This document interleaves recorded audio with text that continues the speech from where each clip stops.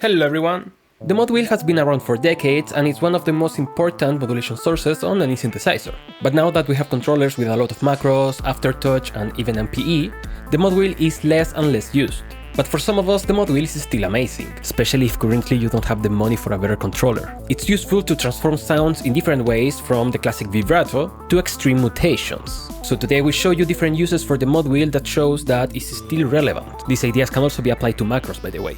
Not only that, I wanted to celebrate that this channel surpassed 5,000 subscribers.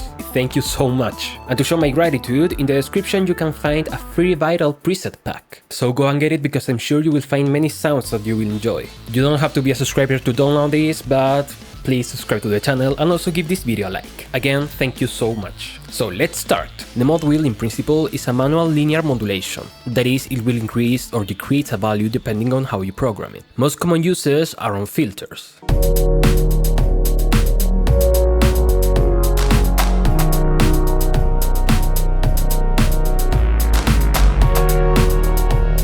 Or even more common, to control the amount of vibrato.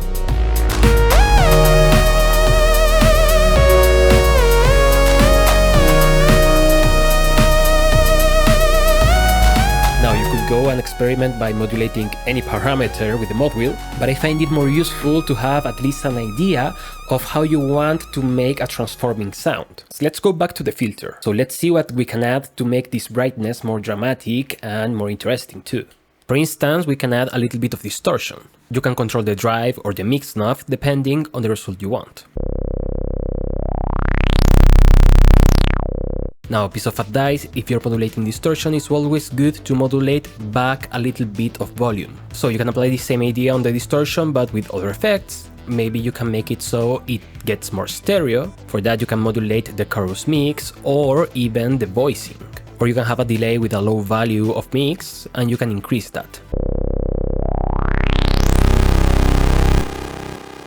Of course, Viral is a special synth, so let's modulate some of the special features. For instance, let's also increase the smear and bend effects on the wave. So now it's so much more interesting than a simple filter, giving you some sort of mutation thanks to the mod wheel.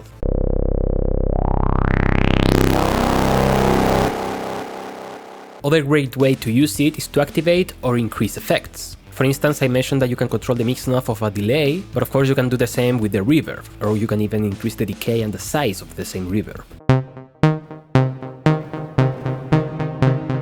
Now this plug is too short, so let's also modulate the decay time by a bit. This is great to have a dramatic rising effect on arpeggios.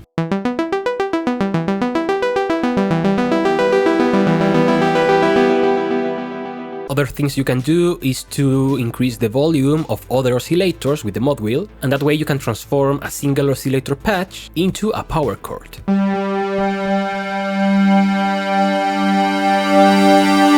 Or another really useful way to use the mod wheel, and even macros, is by creating a riser. You could use an envelope or an LFO to create a riser, but by using the mod wheel or macros and then automate that on your DaveO will let you control better how you want the riser to behave. So let's start with white noise and a resonant bandpass filter, and let's start adding all sorts of crazy effects and modulations, all controlled by the mod wheel. We can even make the cutoff point wobble a bit, and the mod wheel is going to control the amount of wobbling. But we can still go even deeper, thanks to one feature that not every synthesizer has. I'm talking about modulation remapping. As I mentioned at the beginning, initially this modulation is linear, which is visualized like this. Bottom is 0% of modulation and top is 100%. But if we made a change, for instance like this, the value will start at the maximum amount, then go to the minimum, and then the maximum again, even if the movement of the mod wheel is linear. Let's visualize that with a filter.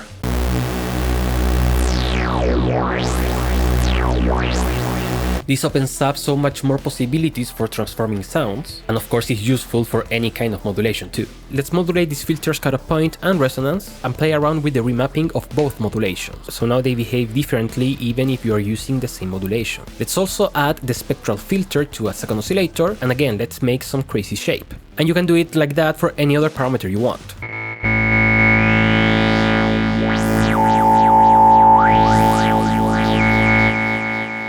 Of course, there are a lot of useful stuff you can do with the remap, for instance inverting a modulation, or making it so as soon as you add the smallest amount of value to a macro or mod wheel, it goes to 100%.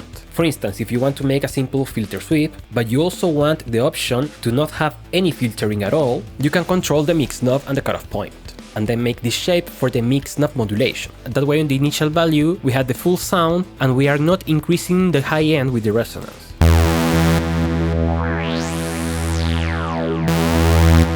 For me, Viral is a synth that invites to make rhythmic sounds, and one really useful way to use the remapping for the mod wheel or macros is creating a rhythm selector. For instance, here I made 4 different MSECs that are controlling the levels of the oscillators, but of course by playing a note, everything is going to play at the same time. So what I do is to use this macro to control all of the modulation amounts. Then in the remapping I made it so each one goes to the maximum value on a division by 4. It looks like this. So now on the first 25% of the values I will have the first rhythm, then the second, third and fourth.